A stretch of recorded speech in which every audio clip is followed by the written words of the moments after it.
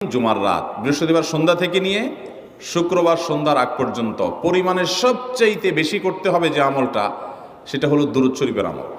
নবী করিম সাল্লাল্লাহু আলাইহি ওয়াসাল্লাম বলেছেন, আকসিরু আলাইয়া মিনাস সালাতি মিন ইয়াউমিল জুমআতি ওয়া লাইলাতিল জুমআহ, তোমরা জুমার দিন এবং জুমার রাতে আমার প্রতি বেশি বেশি দুরূদ পাঠ করবে, দুরূদ প্রেরণ করবে।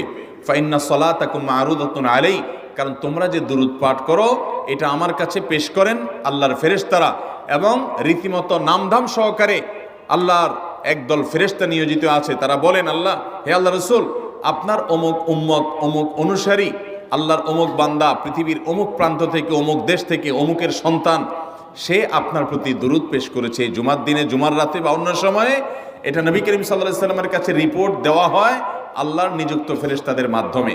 এই জন্য শুক্রবার দিন এবং রাত, অর্থাৎ বৃহস্পতিবার সন্ধ্যা থেকে নিয়ে শুক্রবার সন্ধ্যা পর্যন্ত